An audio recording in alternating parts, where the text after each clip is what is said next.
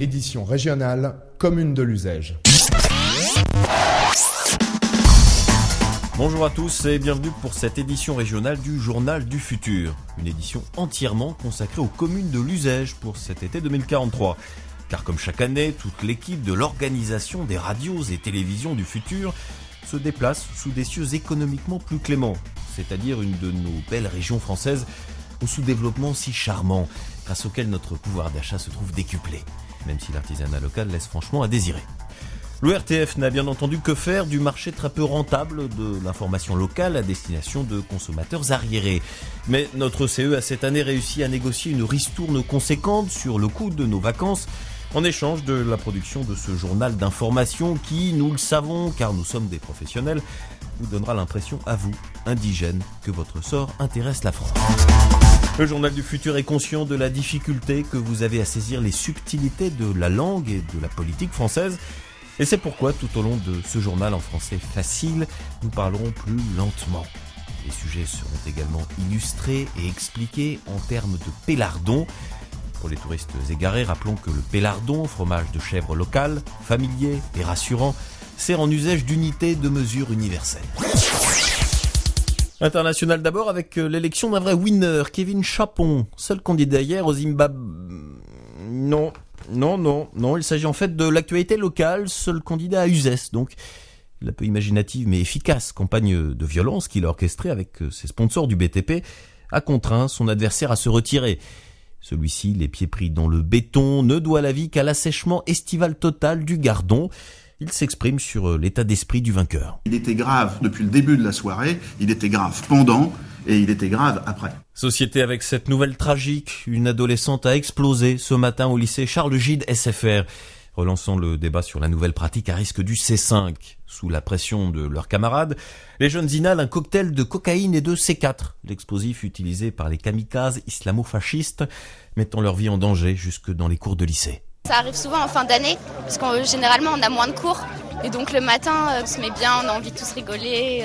Puis c'est plus un délire, un gros délire. Si, moi je trouve ça normal. Cette nouvelle mode remet au centre de l'actualité ce grand et éternel sujet de société. Pour un adolescent sans défense, combien de milliers sont des terroristes en puissance ?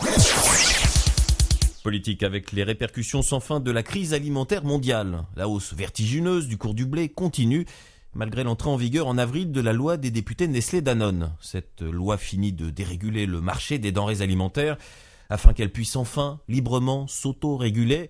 Toutefois, certains archaïsmes subsistent comme le programme alimentaire mondial, certaines taxes ou régulations étrangères sur le prix des céréales qui freinent les mécanismes salutaires du libre marché et nous font courir à la catastrophe. Et cela n'est pas sans effet sur l'industrie locale de la fougasse. Mais les nouveaux et excitants défis qu'apporte la mondialisation sont toujours finalement relevés par le génie de l'esprit d'entreprise. Votre région ne fait curieusement pas exception. On écoute Noël Baron, boulanger boulevard Gambetta à Uzès. Moi c'est pas compliqué, je me suis dit, ok, le blé maintenant, c'est pour le riche. Alors, je me suis positionné, Produit de luxe, c'est pas mal ça.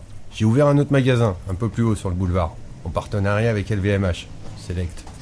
On vend un pack Fougasse, parfum à la lavande, dans un panier en rotin avec son petit napro provençal à la con, là, tu vois ? 80 €, tu me passeras l'expression, mais ça se vend comme des petits pains. L'équivalent d'une 60aine de pélardons. Il y a combien de Fougasses dans un panier ? Une. C'est plutôt cher. Quelle est votre clientèle ? C'est des stars, celles qu'on les villas, là, dans le coin, là. Mais alors, pour les gens moins fortunés ? Les pauvres ? Parce que c'est quand même un marché, les pauvres. Ils sont vachement nombreux. Le blé, on oublie.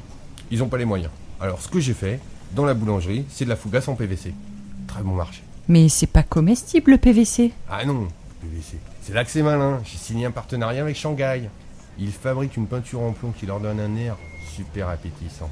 Et pour les bobos qui chouinent sur l'environnement, on lance la Fougasse Tradition, en plastique recyclable. Moins popu, oui, parce que le PVC c'est vraiment de la merde. C'est des pauvres. Économie maintenant avec cette nouvelle, peut-être amère pour certains, mais tous les experts s'accordent à le dire, raisonnable et de toute façon inéluctable. Une foule de nostalgiques archaïques se sont pressés à Saint-Quentin-la-Poterie hier soir pour faire leurs adieux au village et à ses habitants. Après son rachat par le groupe Génération Shopping, le village et ses potiers n'ont pas su s'adapter à la réalité du marché et dégager les marges nécessaires à leur intégration dans une grande entreprise prestigieuse. Génération Shopping À contre-cœur, c'est donc résolu à délocaliser Saint-Quentin-la-Poterie en Corée du Nord. On écoute le maire Mike Bonzi. Nous conservons notre liberté. Ce qu'il faut bien comprendre, c'est que nous ne serons pas soumis au même traitement que les ouvriers coréens. Au niveau des salaires, si, bien sûr, mais nous conservons notre totale liberté d'expression et de mouvement. Une fois notre savoir-faire transmis aux ouvriers coréens, nous pourrons choisir entre une installation définitive dans la glorieuse République démocratique ou un retour en usage. À nos frais, mais le fait d'avoir cette liberté de choix, je veux dire, pour un Coréen, c'est inimaginable. Non, nous sommes très privilégiés.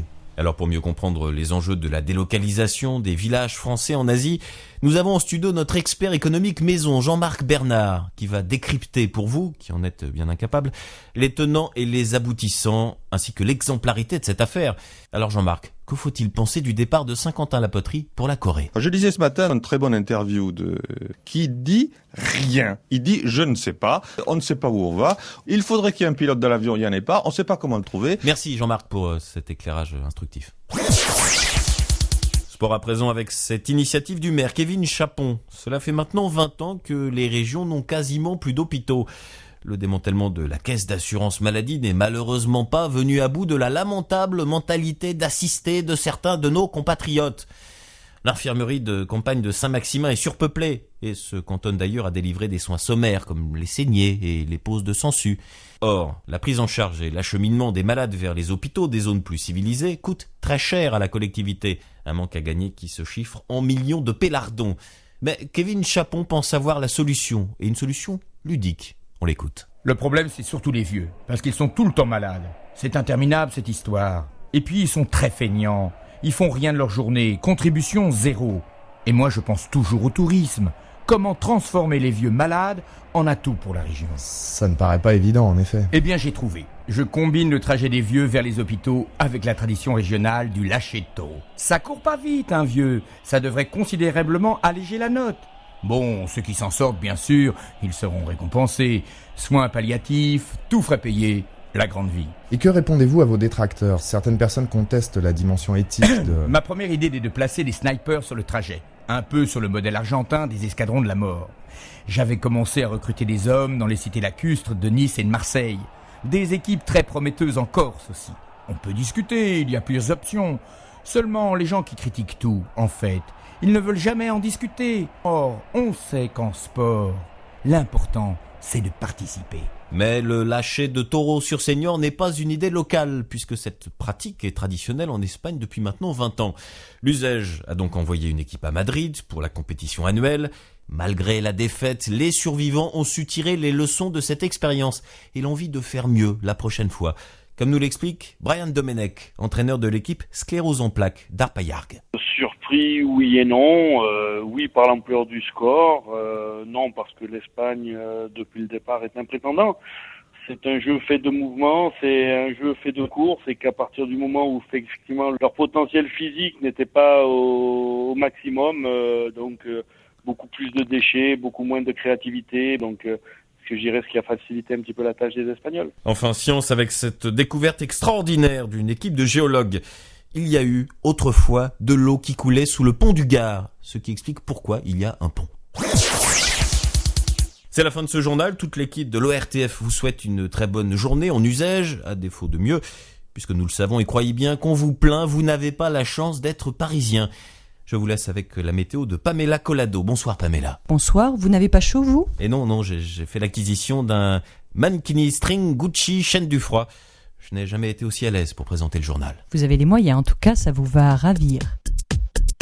La météo avec H&M Méditerranée. Combinaison refroidissante pour la maison et l'entreprise. Conçue cette année par les professionnels de la mode de l'été. Vivienne Westwood et Pigard-sur-Gelée. Une très belle lumière sur l'Uzège ce soir. Les nuages CFC nimbrent l'horizon de particules fluorescentes lui donnant la couleur d'un vieux pélardon séché. Et ces nuages sont poussés par un tsunami est-sud-est, un peu plus dévastateur dans le Var et sur ce qu'il reste de la Côte d'Azur après le grand tremblement de terre de 2030. Demain, le temps sera moins agréable que ce matin. Près d'Avignon, ces nuages s'accompagneront même de quelques pluies acides qui risquent d'éroder les derniers vestiges du Palais des Papes. Et les températures qui seront de 50 à 55 degrés dans la matinée atteindront jusqu'à 60 à 70 degrés dans l'après-midi. À noter que l'eau courante n'est toujours pas potable, mais que vos chèques cadeaux Veolia sont valables pour toute marque d'eau distillée synthétique à l'hypermarché Carrefour du Pont des Charrettes.